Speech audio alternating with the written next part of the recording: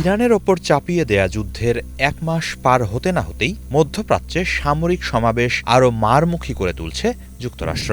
এরই অংশ হিসেবে নতুন করে আরও ৩,৫০০ মার্কিন নাবিক ও মেরিন সেনা মধ্যপ্রাচ্যে পৌঁছেছে। এই তথ্য নিশ্চিত করেছে US central command CENTCOM.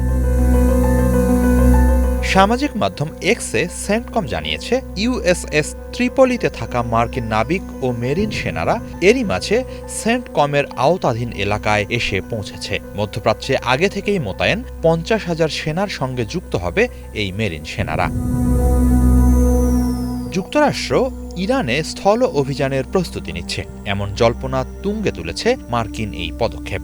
Wall Street journal জানিয়েছে, সম্ভবত ইরানের মূল ভূখণ্ড এবং ইরানি উপকূলের অদূরে স্পর্শকাতর তেল রপ্তানি কেন্দ্র খার্গ দ্বীপের আশেপাশে এই মেরিনদের মোতায়েন করা হবে। অন্যদিকে নাম প্রকাশে অনিচ্ছুক একাধিক মার্কিন কর্মকর্তার বরাতে আরেক মার্কিন সংবাদ মাধ্যম ওয়াশিংটন পোস্ট জানিয়েছে, ইরানে কয়েক সপ্তাহব্যাপী স্থল অভিযানের প্রস্তুতি নিচ্ছে পেন্টাগন। সেই লক্ষ্যেই এই মেরিন সেনারা মধ্যপ্রাচ্যে পৌঁছেছে। ওয়াশিংটন পোস্টকে মার্কিন কর্মকর্তারা জানান, সম্ভাব্য স্থল অভিযান পূর্ণমাত্রার হবে না, বিশেষ বাহিনীর মাধ্যমে ছোট ছোট অভিযান চালানো হতে পারে। স্থল অভিযান প্রসঙ্গে হোয়াইট হাউসের প্রেস সেক্রেটারি ক্যারোলিন লেভিট বলেছেন, প্রেসিডেন্ট ডোনাল্ড ট্রাম্পের জন্য সর্বোচ্চ সামরিক বিকল্প তৈরি রাখা পেন্টাগনের কাজ। এর অর্থ এই নয় যে প্রেসিডেন্ট এরই মাঝে কোনো সিদ্ধান্ত নিয়ে ফেলেছেন।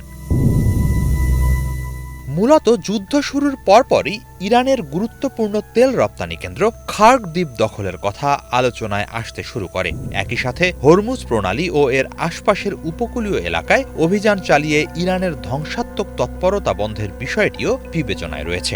এক কর্মকর্তা ওয়াশিংটন পোস্টকে জানান, এসব লক্ষ্য অর্জনে কয়েক সপ্তাহ নয়, কয়েক মাস সময়ও লাগতে পারে।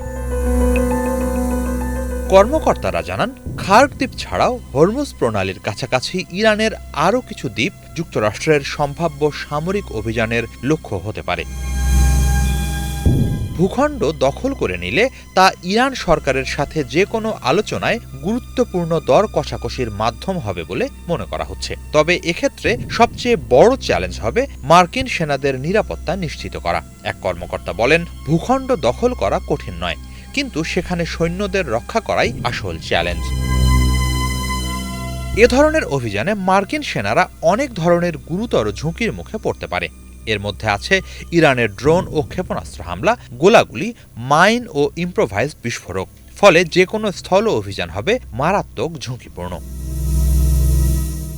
এদিকে এরই মাঝে মধ্যপ্রাচ্যে পৌঁছানো নতুন মার্কিন সেনাদের স্বাগত জানিয়েছে ইরান। তবে বন্ধুর বেশে নয়, জাহান্নামে তাদের স্বাগত জানানো হয়েছে। ফলাও করে প্রথম পাতায় ওয়েলকাম টু হেল শিরোনামে প্রতিবেদন প্রকাশ করেছে তেহরান টাইমস। সেই প্রতিবেদনে ইরানের পক্ষ থেকে সতর্কতা জানিয়ে বলা হয়েছে, কফিন প্রস্তুত। যদি ইরানের মাটিতে কোনো মার্কিন সেনা পা রাখে, তবে তাদের কফিন বন্দী হয়েই ফিরতে হবে। হিজল জুবায়ের, বাংলা ভিশন।